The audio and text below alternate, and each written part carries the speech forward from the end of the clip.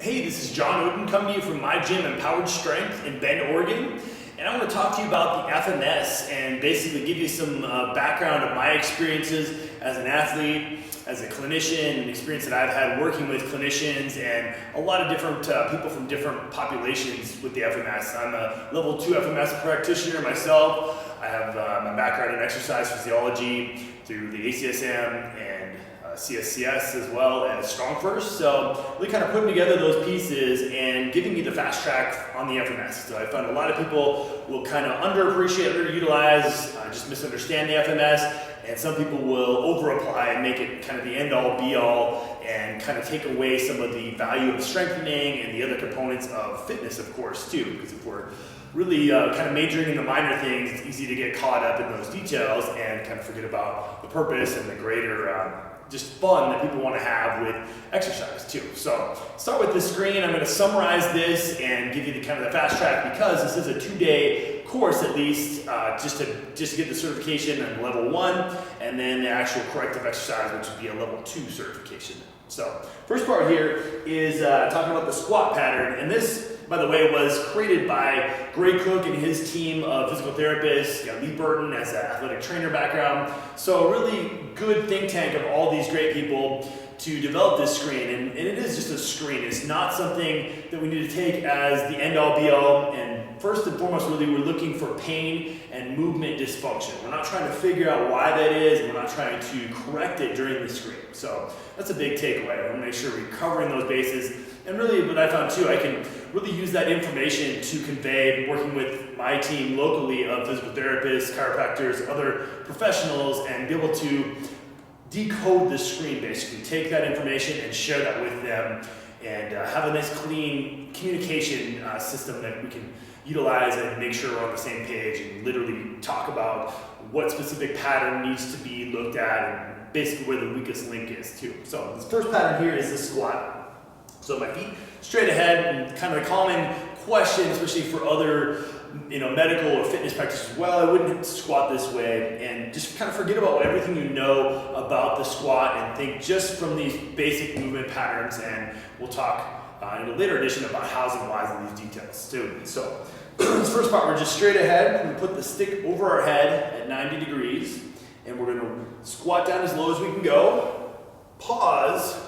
So anything less than a perfect squat, if my knees cave in, just give you a couple quick form issues. Anything that looks less than perfect is going to be marked down in the score. And again, we're looking for pain first of all. So was there pain with the movement?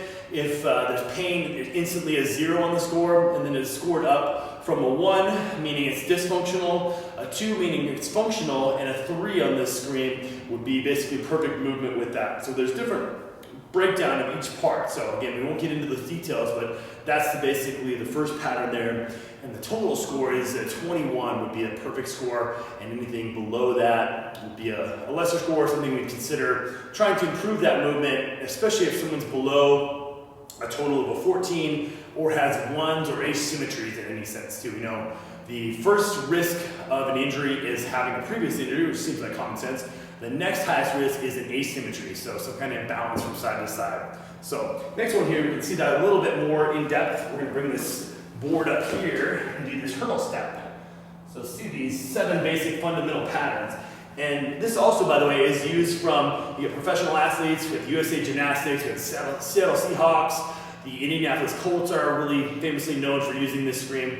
And it's something we look at as common or as much of a health issue as somebody who has high blood pressure. It's a screen for movement quality. It's a screen for safety. I would absolutely put it up against anything else as far as fall risk and just overall kind of the term functional gets kind of washed out in our society and our industry, but for lack of a better term, that functional kind of capacity, that ability for that person to be living independently or doing just basic human things too. So if you work with those populations, it definitely has its value as well. So stick top of our head, and we're going to slide behind for this next one here. And basically we're going to keep our feet together completely, and we're going to try to step over this, tap our heel, and come back. So anything less, if I lose my balance, that's going to bring me down in my score, or even if I just get off axis here with my alignment with my knee and my foot, if I have to turn in here or do anything else to make that adjustment. And then again, we look for that symmetry between sides too. Do I tip to the side? What do I do to compensate there as I step over? So that's that hurdle step, and again, that's scored. And you score each side, so you get a little bit more information on the imbalances, potentially that symmetry. Next one here, the lunge. So, foot here, and then I took a measurement of my tibial tuberosity here, where for my height is the length of my step here, okay? So, straight ahead. Sometimes these positions we get a point just for getting in the right position to be able to maintain this. Put the stick behind my back, keep my head, middle back and tailbone in good alignment, and then I'm going to lunge down, try to get to the middle of the board right behind my heel, and then come right back up. And all these, it's the best of 3 attempts too. Okay, and then we're going to switch to the other side, try to do that same position. Switch my hands around here. Head, middle, back, and tailbone. Lunge down. And back up. Lunge down.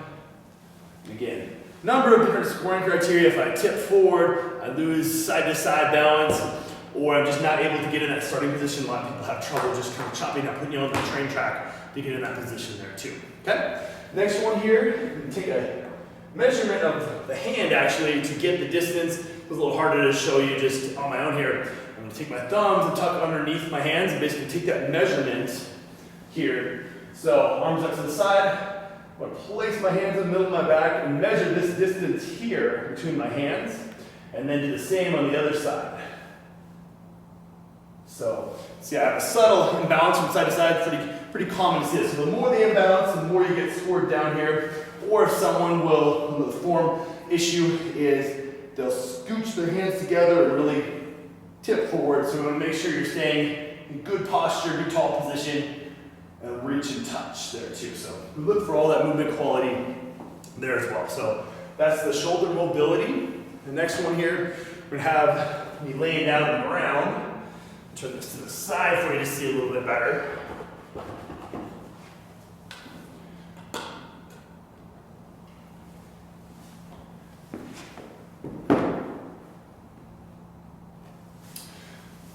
So we call this the active straight leg raise. I have my knees down touching the board, lay flat in this anatomical position, and I'm going to lift one. I'm going to flex my toes here first. I'm going to lift this leg basically as high as I can go without this foot. We're looking for this foot possibly turning or wanting to lift off as well to help that movement too. So anything, if I can't go as high as the board here, would be a score down. The next position, actually this first and then the next score down. So if I can't go up over this position with my ankle here, or to the next position would be at the knee height.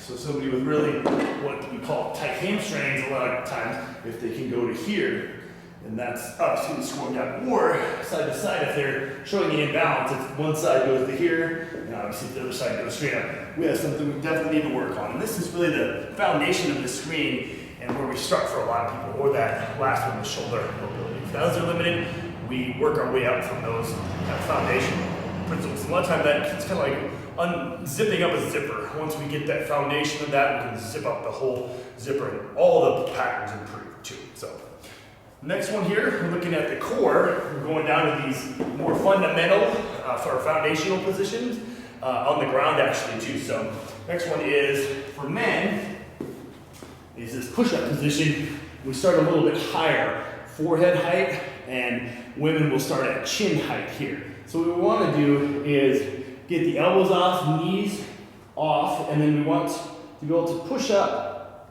in one motion like that too.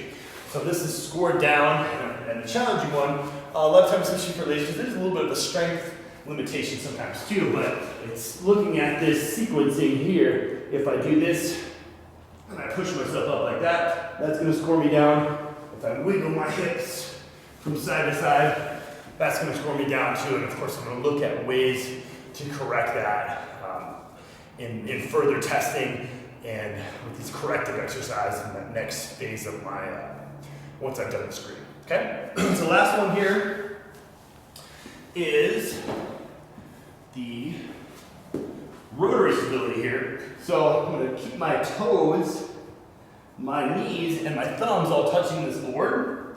So what I wanna do here for the total perfect score here is keep all this in mind. This is very challenging for a lot of people. Here, and then come back together and out for that perfect score. The next kind of regression down is opposite arm and leg. We know this is the bird dog. So out, extend, in and touch over the center of the board, and then back out with good control too. So anything less than that, if we see things shaking around, the hips showing too much instability, anything where I can't touch, those are all gonna bring that score down. So again, the total of those 7 different tests give us that score out of 21.